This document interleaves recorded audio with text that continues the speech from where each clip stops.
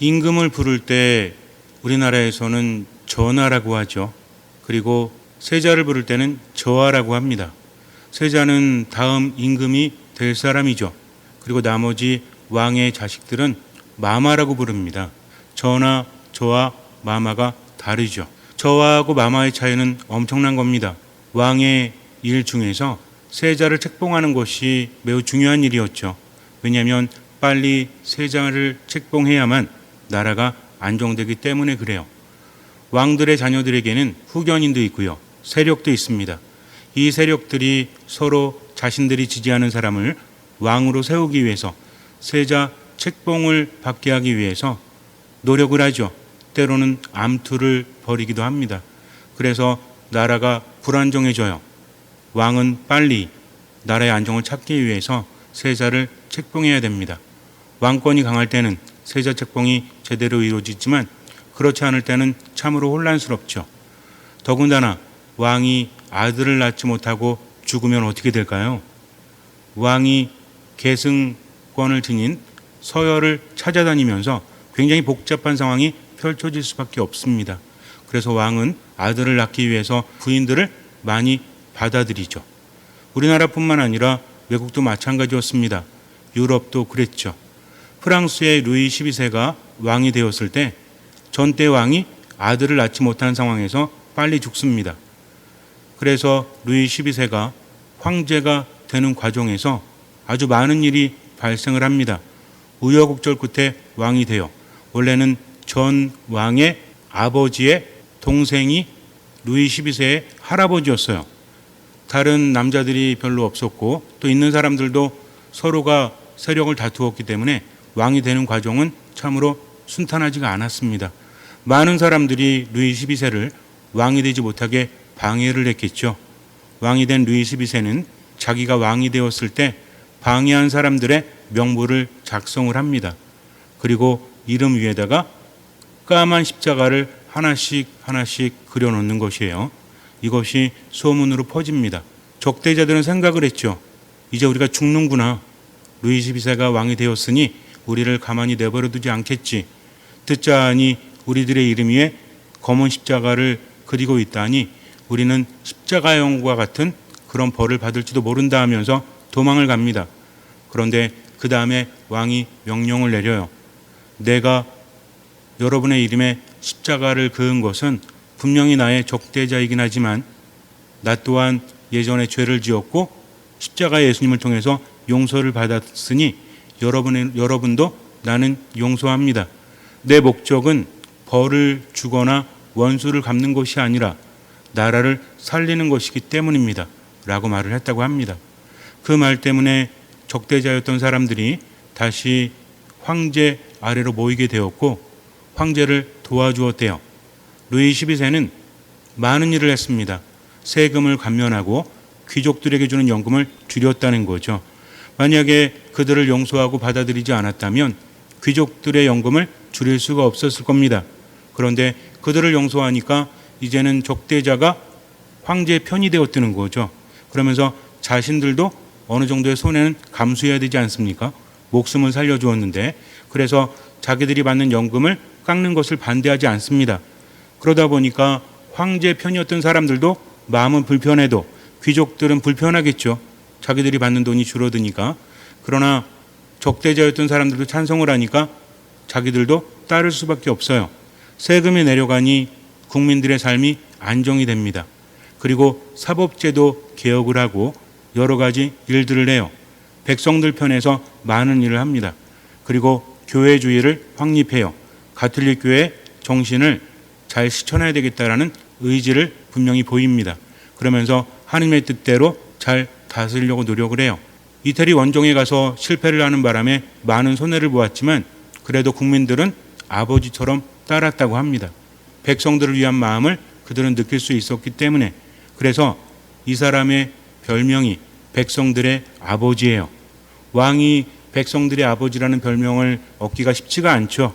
절대 권력이기 때문에 대부분 휘두르지 않습니까? 그런데도 이 사람은 그런 별명까지 얻을 정도로 선정을 베풀었고 신임이 두터웠다는 겁니다. 이 일화를 통해서 우리는 많은 것들을 생각하게 되죠. 나를 적대시했던 사람들, 또 나를 힘들게 했던 사람들, 그러나 그가 용서를 할 수 있었던 것은 그 전에 반란군에 참여했던 적이 있었기 때문에 그래요. 전대 왕이 나이가 어리니까 그의 누나가 섭정을 합니다. 이게 마음에 들지 않았어요. 그래서 반란군에 가담해서 잡히게 되지만 죽음을 면하게 되고 나중에는 이제 왕이 자라서 이 사람을 받아들입니다. 그리고 그를 중요하게 요직에 앉히고 함께했다는 거죠. 한마디로 왕으로부터 용서를 받았습니다. 그래서 자신도 용서를 받았기 때문에 자기의 적대자들도 용서할 수 있었던 것이고 그 사랑으로 인해서 그들도 다시 돌아올 수 있었다는 거죠. 그런데 중요한 것이 있습니다. 그는 용서했지만 돌아오지 않는 사람들까지도 용서할 수는 없었다는 거죠. 지난 일은 다 잊고 돌아온 사람들은 이제 함께하면서 그들을 기용하지만 그렇지 않은 사람은 벌을 줄 수밖에 없다는 것입니다. 우리가 세상을 살면서 하느님과의 관계도 마찬가지예요. 하느님은 사랑이 깊으시고 하느님은 용서하시는 분이신데 가끔은 무서울 때가 있죠. 왜냐하면 최후의 심판이 분명히 있기 때문에 그래요. 우리들은 믿고 있습니다. 교리로서 사심판과 공심판을 믿고 있죠. 공심판은 무엇이죠? 세상 종말을 의미합니다. 사심판은 뭐죠? 개인의 종말을 의미한다는 거죠. 마지막 날이 되면 분명히 심판이 있습니다. 분명히 있습니다. 그런데 그 의미는 과연 무엇일까요? 인간이 죄를 지으면 벌을 받고 착한 일을 하면 상을 받죠. 우리 교리도 분명히 있지 않습니까? 천주교 4대 교리 중에 하나죠. 상선, 벌악이 있습니다. 반드시 이루어진다는 거죠. 하느님은 사랑의 하느님이시지만 또 정의의 하느님이시기 때문에 그분의 법은 이루어질 수밖에 없습니다. 그래서 가끔은 하느님이 무섭게 느껴지기도 하죠. 특히 구약에 비친 하느님은 어떻습니까? 죄를 지으면 3대, 4대까지도 벌하시는 분, 무섭지 않아요? 3대, 4대가 무슨 죄를 졌다고 아버지가, 할아버지가 죄를 져서 나 또한 그 벌을 받는다는 것이 이것이 하느님께 맞지 않는 행동이잖아요. 그분은 용서하시는 분이신데 왜 그럴까라는 생각을 합니다. 그런데 중요한 것이 있어요. 이스라엘 백성들이 광야에서 하느님과 함께 했을 때 모세는 천막을 칩니다. 자기들의 진영에서 좀 떨어진 곳에 천막을 치고 그것을 만남의 장막이라고 불러요. 그리고 하느님을 뵐 일이 있는 사람은 모두 그곳으로 갔다라고 우리에게 전해주고 있죠. 하느님께 아랠 일이 있고 그분과 만날 일이 있다. 조금은 떨어져 있지만 하느님께서 함께 하셨고 그들은 하느님을 찾아갈 수 있었다는 것입니다. 그리고 모세가 하느님의 장막으로 갈 때는 구름 기둥이 내려왔다라고 하죠. 사람들은 저마다 자기 천막에서 모세를 바라봅니다. 모세가 하느님과 만나는 장면을 보면서 그들은 무엇을 느꼈을까요? 하느님께서 우리와 함께 하시는구나. 내가 필요할 때면 하느님의 장막에 가서 기도할 수 있고 하느님께서 당신의 메시지를 모세를 통해서 우리에게 전해 주신다는 것이 그들에게는 얼마나 큰 체험이었고 얼마나 많은 힘이었습니까? 즉 하느님께서는 단순히 명령만 하시는 분이 아니라 그들과 함께 하시는 분, 이것을 느꼈다는 거죠. 여러분들 한번 생각해 보세요. 모세라는 지도자가 있습니다. 그런데 그가 천막에 갈 때마다 구름 기둥이 내려와요. 예를 들어서 본당 신부가 혼자 기도할 때마다 성당에 무지개가 7개씩 성당 위로 피어오릅니다. 그러면 신자들은 그걸 보면서 어떤 생각을 할까요? 아, 또 본당 신부님이 성당에 들어갔구나. 그러면 그 다음부터 본당 신부가 미사 때마다 하는 이야기가 어떻게 들리겠어요? 하느님의 말씀으로 들릴 수밖에 없다라는 거죠. 단순히 그것뿐만 아니라 하느님께서 우리와 함께 하시는구나. 그래서 본당 신부를 통해서 당신의 메시지를 전해 주시는구나 라고 하면서 하느님께서 함께 하심을 느끼겠죠. 마음이 행복할까요? 행복하지 않을까요? 행복하죠. 확신이 생겨날 수밖에 없다는 겁니다. 즉 하느님은요 인간에게 법을 주고 그 벌을 어기는 사람을 벌하시는 분이 아니라 함께 하시는 분이라는 거죠. 또 한 가지가 있습니다. 과연 3대, 4대까지도 벌하실까요? 벌하십니다. 분명히 벌하십니다. 그런데 그 전에 말씀을 우리는 분명히 알아야 돼요. 하느님께서는 모세 앞을 지나가시며 선포하십니다. 주님은 자비하고 너그러운 하느님이다. 분노에 더디고 자애와 진실이 충만하며 천대 이르기까지 자애를 베풀고 죄악과 악행과 잘못을 용서한다. 그러나 벌하지 않은 채 내버려 두지 않고 조상들의 죄악을 아들, 손자들을 거쳐 3대, 4대까지 벌한다 라고 선포하십니다. 마지막 부분이 무섭죠. 그런데 그 전에 뭐라고 하십니까?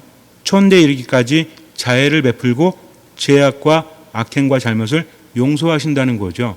즉 조상이 죄를 지었을 때 그것이 3대, 4대까지도 벌한다라는 것이 분명히 법이긴 하지만 중요한 것은 하느님과 함께하면서 그분을 느끼고 또 하나님의 뜻대로 살면서 자기 죄를 뉘우치고 하느님께 돌아온다면 그분은 용서하시는 분이시다. 분노에 더디시다는 거죠. 그래서 천대까지도 그분은 자애를 베푸시고 죄악과 악행을 용서하시는 분이다. 이것을 알아야 됩니다. 단순히 정말 하느님은 3대, 4대까지도 벌하시는 분 이것이 아니라 함께하면서 그분은 우리를 훈육하신다. 우리를 언제든지 받아주시고 용서하신다는 거죠. 부모님이 아이들을 혼낼 때도 옛날엔 그랬잖아요.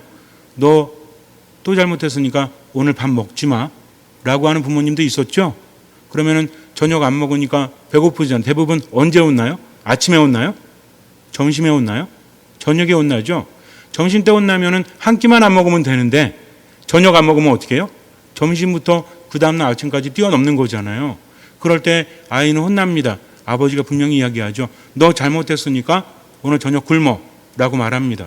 잘못했기 때문에 받아야 되는 벌이에요. 그러면 옆에 있는 엄마가 어떻게 합니까? 내 그럴 줄 알았어. 아주 고소해 죽겠어 그냥. 너 아주 쫄쫄 굶어봐. 그럽니까? 엄마는 아이를 먹이려고 하죠. 그러면서 뭐라고 하죠? 야 아빠 몰래 먹어 그래요? 빨리 가서 아빠한테 잘못했다고 그래. 그리고 용서받으라고 합니다. 그러면은 이제 엄마가 등을 떠미니까 어쩔 수 없이 가서 아빠 죄송해요. 아버지 잘못했어요. 그러면 아버지가 뭐라 그래요? 됐어 임마. 아빠가 한번 뱉은 말은 주워 담을 수 없으니 가서 굶어 이렇게 말합니까? 앞으로 그러지 마라. 그러면은 화해가 이루어지죠? 그럼 나오면은 기다렸다는 듯이 밥이 생겨나지 않습니까? 원래 안 주려고 마음 먹었다면 밥 다시 해야죠. 그런데 잘못했다고 빌고 용서받자마자 밥이 생겨나잖아요. 이것이 바로 부모의 마음이라는 거죠. 부모가 자식을 혼낼 때는 어떤 마음이죠? 그러지 마라. 그러면 안 된다. 왜? 아이가 제대로 성장하기를 바라기 때문에 그래요. 아이가 잘 되기를 바라기 때문에 그렇습니다. 그래서 아이들은 기억해도 부모는 잘 기억 못해요. 너 몇 번 잘못하면 혼나 라고 하는데 아이는 세고 있죠. 나 이제 2번 남았어. 1번 남았어. 부모는 셉니까? 우리 혹시 부모님들 그런 거 세세요? 안 세죠. 그냥 말하는 겁니다. 뭔가 강조하기 위해서. 근데 아이는 그것을 세고 있다는 거죠. 이것이 바로 부모의 마음이라는 겁니다. 비록 큰 죄를 져서 자손들까지도 벌이 이어질 수 있지만 중요한 건 무엇이다? 그들이 하나님과 함께 살면서 용서를 청하고 하느님께 돌아온다면 하느님의 자애는 그들을 용서하신다. 그리고 그들에게 복을 주신다는 거죠. 그래서 하느님의 법이라는 것은 무엇입니까? 단순히 어떤 죄를 졌을 때 벌을 받는 것이 아니라 그것은 당연하지만 그러나 하느님과 함께하면서 하느님이 용서를 베푸신다는 겁니다. 중요한 것은 지금 내가 하느님의 뜻대로 살아가지 못한다면 하느님의 법이라는 것은 왜 있죠? 단순히 하느님을 만족시키기 위해서? 아닙니다. 십계명을 비롯한 하느님의 법들은 근본 정신이 뭐라고 했죠? 하느님 사랑과 이웃 사랑이라고 했습니다. 하느님을 사랑하는 사람은 하느님의 뜻을 실천하죠. 하느님의 계명들은 그 근본 정신을 이어보면 어떻게 하라는 얘기예요? 서로 사랑해라. 서로 보듬어줘라. 서로를 지켜주란 얘기입니다. 서로 손해를 끼치지 말란 얘기죠. 그러나 잘못했다고 할지라도 하느님께 돌아와서 용서를 청하면 하느님은 용서하시는 분이에요. 그래서 마지막 종말의 심판은 이런 식으로 이루어지는 겁니다. 단순히 죄를 짓고 또는 선행을 베풀고 이것이 아니라 하느님께 돌아왔느냐 그러지 못했느냐. 예수님께서도 마지막 종말에 대해서 말씀을 하실 때 밀과 가라지의 비유에 대해서 말씀을 하시죠. 밀과 가라지는 처음에는 구분할 수 없다라고 했습니다. 너무 비슷하게 생겨서. 그런데 나중에 추수 때가 되면 구분할 수 있다라고 했죠. 밀은 풍성하게 알갱이가 쌓이지만 가라지는 그렇지 않는다고 했습니다. 밀은 사람들에게 음식을 제공하지만 가라지는 어떻게 한다고 그랬죠? 먹을 수가 없어요. 때로는 곰팡이균에 그것이 감염이 되면은 그것은 오히려 사람을 아프게 하는 독을 지닌다고 했습니다. 그래서 독볼이라고 불리우기도 한다고 했죠. 중요한 건 무엇입니까? 미래 인생을 산 사람은 자기도 풍성하지만 양분을 받았기 때문에 다른 이들도 살리는 사람, 이런 사람이 미래 인생이라는 거죠. 가라지는 뭐예요? 그냥 받아 먹기만 하고 베풀지 않고 열매를 맺지 못하거나 독성을 지닌 열매를 맺는, 즉 사람을 죽이는 사람이라고 했습니다. 여기에서 결판이 난다는 거죠. 그런데 또 한 가지 고민이 있죠. 너무 늦지 않았나? 내가 지나간 삶을 보니까 정말 제대로 못 살았습니다. 원튼 원치 않든 내 인생이라는 것이 가까이 있는 사람들이나 멀리 있는 사람들에게 좋은 것을 주기보다는 자꾸만 악한 것을 주는 것 같아요. 고치려고 노력해도 습관이라는 것이 있어서, 관성이라는 것이 있어서 때론 내 마음을 내가 알지 못할 때도 있지 않습니까? 분명히 좋은 마음을 품고 있는데 어느 날 분노에 휩싸이거나 또는 아까운 마음이 생기거나 악한 마음이 생길 때가 있잖아요. 나 왜 이러지 하고 고민하면서도 그렇게 살아가는 나를 발견할 때 이런 생각을 합니다. 또 바뀌지 않았구나. 그렇다면 이제 나는 글러먹은 건가? 라는 생각이 들 때가 있습니다. 그런데 신앙은 뭐라고 했죠? 하느님께서 함께 하시는 거라고 했습니다. 광야에서 이스라엘 백성들이 척박한 삶을 살면서도 그들은 무엇을 보았죠? 장막을 통해서 하느님을 만날 수 있었고 하느님의 현존을 체험했다는 겁니다. 예수님께서 세상에 오셨을 때도 마찬가지예요. 잘하면 상을 받고 그리고 잘못하면 벌을 받는다는 말씀을 하시면서도 우리에게 늘 말씀하시죠. 내가 너희와 함께한다. 나를 따라오너라. 너희는 나 없이는 아무것도 할 수 없다. 너희는 이것을 받아 먹어라. 이것을 받아 마셔라. 그럼 무엇을 얻는다? 영원한 생명을 얻는다라고 하십니다. 굉장히 중요한 거예요. 나 개인적으로 노력해서 구원을 받거나 하나님 나라에 들어가는 것이 아니라 예수님께서 주신 당신의 살과 피를 먹고 마시고 그분의 뜻대로 살아가는 거죠. 그분께 돌아오면 된다는 겁니다. 분명히 예수님께서는 죄와 벌에 대해서도 말씀을 하시지만 회개에 대해서도 말씀하시죠. 하나님 나라 비유 안에서 가장 중요하게 말씀하시는 것이 뭐예요? 잃어버린 양을 찾았을 때 주인은 기뻐한다. 잃어버린 은전을 찾았을 때 기뻐한다라고 하십니다. 즉 하느님은 어떤 분이세요? 되찾으려고 하시는 분이라는 거죠. 그러면서 마태오복음 20장을 보면 물론 루카복음의 돌아온 탕자도 매우 유명하지만 마태오복음 20장을 보면 포도밭 주인이 이른 아침에 장터로 가서, 장터가 인력시장이죠. 거기에서 사람들을 데려옵니다. 자, 여러분들 내 포도밭에 가서 일을 하십시오. 정당한 싹을 주겠소 라고 말합니다. 그리고 아침 9시에 가서 또 일꾼들을 구해요. 그리고 12시에 가서 사람들을 또 구합니다. 오후 3시에 가서 또 구해요. 그런데 오후 5시쯤에 갔더니 아직도 남아있는 사람이 있어요. 아니 당신들은 하루 종일 일도 안 하고 뭐 하고 있어? 아무도 저희를 써주지 않습니다. 이 사람들도 포기 상태죠. 5시에 누가 일을 시킵니까? 요즘처럼 야간 작업할 수 있는 것도 아니고. 그런데 뭐라고 합니까? 내 포도밭에 가서 일을 하시오. 내가 삭을 주겠소 라고 말합니다. 이 사람들은 너무나 감사했죠. 아무도 써주지 않으니까. 그래가지고 오늘 빵 한두 개는 주겠지. 하루 일당은 아니더라도 주겠지라는 기대감을 가지고 가서 일을 합니다. 그랬더니 일이 끝난 다음에 이제 관리인에게 시켜서 주인이 돈을 주는데 마지막 온 사람부터 돈을 주죠. 얼마를 줍니까? 한 데나리온을 그들에게 줍니다. 아침 일찍 온 사람들은 기대를 했겠죠. 5시에 와가지고 1시간 정도 일한 사람도 한 데나리온 받으니까 우리는 더 많이 받겠지. 그런데 그들과 계약한 정당한 금액도 한 데나리온이었어요. 그들도 똑같이 받습니다. 불만을 이야기하죠. 그랬더니 주인이 뭐라고 합니까? 내가 뭔 잘못을 했어?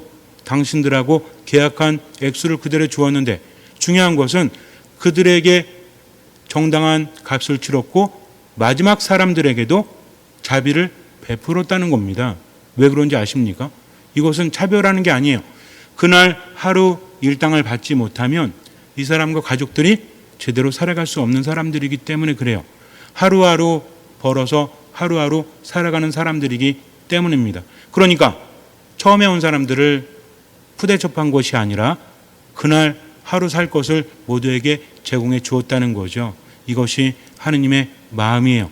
때로는 우리에게 겁을 주기도 하시지만 겁이 아니라 어떻게 하라는 얘기죠? 밀과 가라지도 마찬가지입니다. 하느님의 자녀들과 사탄의 자녀들, 이것이 구분되어 있다라고 말씀하시는 것은 이 말을 듣고 어떻게 해라? 내 삶을 돌아보고 내가 가라지처럼 제대로 열매를 맺지 못한다면 이제는 밀의 열매가 되어야 되겠다라는 마음을 먹으라는 겁니다. 그렇지 않으면 이런 얘기할 필요가 없죠. 이미 정해져 있다면. 그래서 하느님께서 말씀하신, 예수님께서 말씀하신 핵심은 무엇이냐면 너희들의 운명은 정해져 있다가 아니라 지금을 돌아보고 이제부터라도 하느님 나라에 속해라. 하느님의 일을 해라. 밀에 속해라. 이것입니다. 그러기 위해서는 내가 알고 어떻게 해야 돼요? 아까도 말씀드렸지만 내가 가라지의 삶을 살고 있었구나. 이제는 밀의 삶을 살아야지. 어떤 말을 하고 행동을 하고 이렇게 하더라도 사람을 살려야 되겠다. 가치 있는 삶을 살아야 되겠다라고 하지만 이게 제대로 되지 않잖아요. 그래서 우리는 알아야 됩니다. 중요한 것은 하느님은 그냥 벌할 때만 오시는 분이 아니라 늘 우리와 함께 하신다는 거죠.